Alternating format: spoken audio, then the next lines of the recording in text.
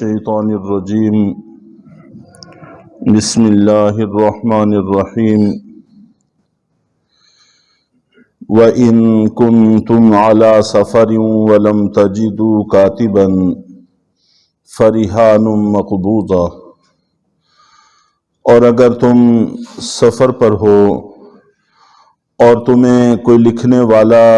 نہ ملے تو واپسی کی ضمانت کے طور پر رہن قبضے میں رکھ لیا کرو۔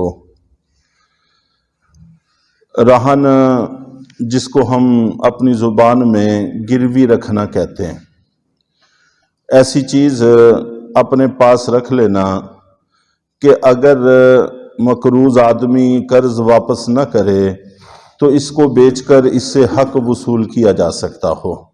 ایسی چیز کو رہن کہتے ہیں۔ رہن کے تفصیلی مسائل تو کتابوں میں لکھے ہوئے ہیں، یہاں پر ان سب کا احاطہ ممکن نہیں ہے، باقی مضامین کی طرح صرف مختصر ضرورت کے مطابق ہی تذکرہ کیا جاتا ہے۔ اور آیت کے شروع میں سفر کا ذکر ہے کہ اگر تم سفر پر ہو اور وہاں تمہیں لکھنے والا میسر نہ ہو۔ یہ عام طور پر صورت سفر میں پیش آ سکتی ہے کہ لکھنے والا میسر نہیں ہوتا یا گواہ بھی میسر نہیں ہیں۔ اس کا یہ مقصد نہیں ہے کہ اگر سفر میں ہوں تب تو رہن رکھ سکتے ہیں، اگر اپنی جگہ پر رہتے ہوں پھر رہن نہیں رکھ سکتے، ایسا مقصد نہیں ہے۔ چونکہ عام طور پر یہ صورت سفر میں پیش آتی ہے، اس لیے اتفاقی طور پر سفر کا ذکر کر دیا گیا، وگرنہ اپنی جگہ پر رہتے ہوئے بھی رہن رکھا جا سکتا ہے، جیسا کہ بخاری شریف میں ہے کہ نبی پاک صلی اللہ علیہ وسلم کا آخر زمانہ تھا، آپ کو اپنے گھروں کے لیے جو کی ضرورت پیش آ گئی، جو مدینہ منورہ کی سستی ترین چیز سمجھی جاتی تھی، تو آپ کو اس کی ضرورت پیش آئی، چنانچہ آپ نے حضرت انس رضی اللہ تعالیٰ عنہ کو ایک یہودی ابو شہم کے پاس بھیجا اور اس کو پیغام بھیجا کہ تقریباً 30 سا جو قرض کے طور پر دے دو اور فلاں وقت تک تمہاری رقم ادا کر دی جائے گی۔ حضرت انس رضی اللہ تعالیٰ عنہ تشریف لے گئے تو اس نے دینے سے انکار کر دیا۔ اس نے کہا کہ میرے پاس رہن رکھو تو پھر تو دے سکتا ہوں، بغیر رہن رکھے نہیں دے سکتا۔ چنانچہ حضرت انس رضی اللہ تعالیٰ عنہ نے آ کر نبی پاک صلی اللہ علیہ وسلم کی خدمت اقدس میں ذکر کیا تو آپ نے اپنی زرہ مبارک بھیجی کہ یہ بطور رہن کے رکھ دو۔ چنانچہ زرہ اس نے اپنے رہن کے طور پر رکھ لی اور جو دے دیے۔ یہاں پر واقعہ نبی پاک صلی اللہ علیہ وسلم کے مدینہ منورہ میں قیام کے دوران پیش آیا، کوئی سفر نہیں تھا، کوئی ایسی بات نہیں تھی۔ اس سے معلوم ہوا کہ رہن سفر میں ہونا کوئی ضروری نہیں ہے، اگر آدمی اپنی جگہ پر رہتا ہے تو وہاں پر بھی رکھنے رکھانے میں کوئی حرج کی بات نہیں ہے، شرعاً جائز ہے۔ چنانچہ آپ نے وہ جو تقسیم کر کے وزن کر کے اپنی ازواج مطہرات کے ہاں تقسیم فرما دی ہے۔ اس وقت نبی پاک صلی اللہ علیہ وسلم کی 9 ازواج مطہرات تھیں اور 2 باندیاں تھیں، ان کے درمیان میں وزن کر کے تقسیم کر کے دے دیے گئے، اور وزن اس لیے کیا گیا تاکہ کمی زیادتی نہ ہو۔ چنانچہ اکابرین امت کا یہی عمل رہا ہے کہ اگر کسی کی 1 سے زیادہ بیویاں ہیں تو پھر ان کے درمیان میں برابری ہونی چاہیے ہر اعتبار سے۔ اگر خدا نہ خواستہ ایک ڈنڈی مارتا ہے تو قیامت والے دن ایک پہلو اس کا ناقص ہوگا، فالج زدہ ہوگا، اس حالت میں یہ پیش ہوگا۔ اور پھر نبی پاک صلی اللہ علیہ وسلم کی مبارک زندگی نے ساتھ نہ دیا اور آپ دنیا سے رخصت ہو گئے اور آپ نے ابھی اپنی زرہ جو بطور رہن کے رکھی تھی یہ نہیں چھڑوائی، یہ بعد میں پھر سیدنا صدیق اکبر رضی اللہ تعالیٰ عنہ نے رقم ادا کر کے چھڑوائی تھی۔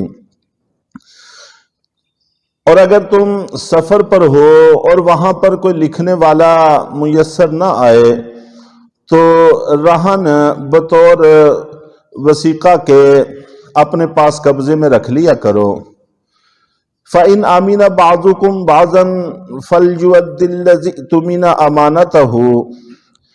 اور اگر تم ایک دوسرے پر اعتماد کر لو تو اس میں بھی کوئی حرج نہیں ہے۔ بسا اوقات ایسا ہو سکتا ہے کہ آدمی رہن بھی نہ رکھے اور لکھانا بھی نہ ہو، گواہ بھی نہ ہو، اعتماد کر لیا گیا ہو۔ فَلْيُؤَدِّ الَّذِي اؤْتُمِنَ أَمَانَتَهُ، تو ایسے موقع پر چاہیے کہ جس کے اوپر اعتماد کیا گیا ہے وہ امانت لٹا دے۔ وَلْيَتَّقِ اللَّهَ رَبَّهُ، اور اس کو چاہیے کہ وہ اللہ سے ڈرے جو اس کا پروردگار ہے۔ اس آیت میں بہت عموم ہے کہ جس پر اعتماد کیا گیا ہے اس کو چاہیے کہ وہ امانت ادا کرے، اس میں کوتاہی سے کام نہ لے، چاہے مالی معاملات ہوں، جیسا کہ مالی معاملات کے حوالہ سے ہماری گفتگو چل رہی ہے کہ آپس کا لین دین ہے، اگر اعتماد کر لیا ہے تو اس اعتماد کو توڑنا کوئی ضروری نہیں ہے، آدمی کو چاہیے کہ اس اعتماد کو باقی رکھے۔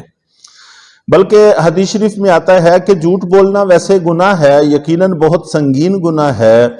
لیکن ایسے آدمی کا جھوٹ بولنا جس کو سچا سمجھا جا رہا ہو اور وہ پھر بھی جھوٹ بول رہا ہو، یہ دوہرا گناہ ہے کہ وہ تو اس کو سچا سمجھتا ہے اور یہ اس کے ساتھ جھوٹ بول رہا ہے، اور ہم اسی کو سب سے بڑی فنکاری تصور کرتے ہیں کہ اس کو پتہ ہی نہیں چلنے دیا اور جھوٹ بھی بول رہا۔ تو اگر کوئی آدمی اعتماد کرتا ہے، سچا سمجھتا ہے، تو اس کے ساتھ جھوٹ بولنے کی تو بالکل گنجائش نہیں ہے۔ ایسے موقع پہ جھوٹ بولنا یہ دوہرا گناہ ہے، ایک جھوٹ کا اور ایک اس کے اعتماد کو توڑنے کا۔ تو مالی معاملات میں اگر کسی نے بھروسہ کر لیا ہے، قرض دے دیا ہے یا کوئی اور چیز آپ کو بیچ دی ہے، تو ہمیں چاہیے کہ ہم وقت پر اس کی ادائیگی کر دیں۔ اس نے ہم پر اعتماد کیا ہے، ہم اعتماد پر پورے اتریں اور امانت کو لٹا دیں۔ اور اسی طرح اس کے اندر تمام اختیارات اور عہدے بھی شامل ہیں کہ اگر قوم نے اعتماد کیا ہے اور محلے والوں نے، گلی والوں نے، چھوٹی سطح پر، بڑی سطح پر، شہر کی سطح پر، صوبے کی سطح پر، ملک کی سطح پر، علاقے کی سطح پر، کسی بھی سطح میں اگر کسی نے اعتماد کر کے تم کو کوئی عہدہ دے دیا ہے تو اس ذمہ داری کو نبھانا یہ بھی ہماری ضرورت ہے اور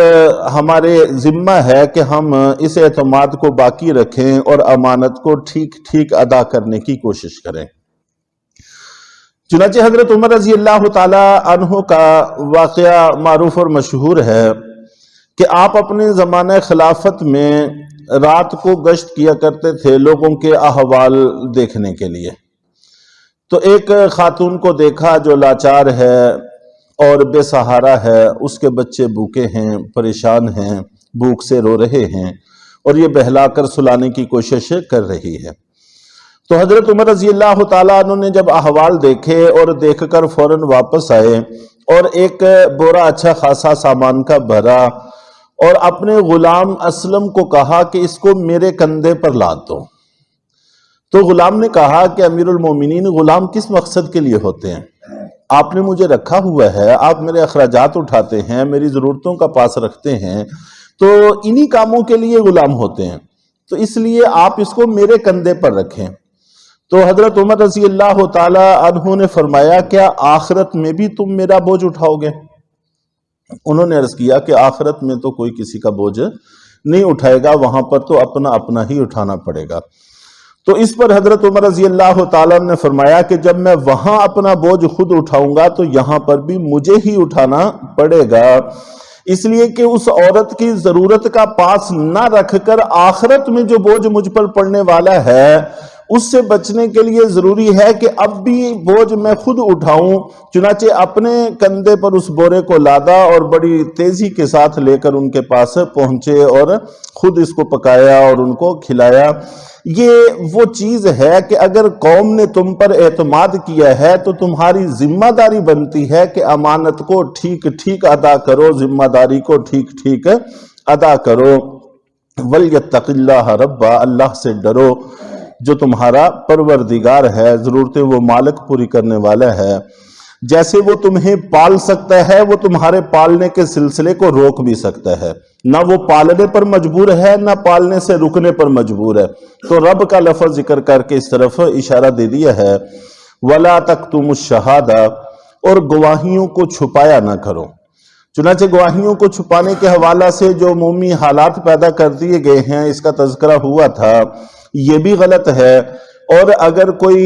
واقعی جانتا ہے اور پھر خاموشی اختیار کرتا ہے، اس پر بھی سخت وعیدیں ہیں۔ ہمیں انفرادی طور پر بھی چاہیے کہ سچی گواہیاں ادا کریں اور اس سے پہلو تہی اختیار نہ کریں،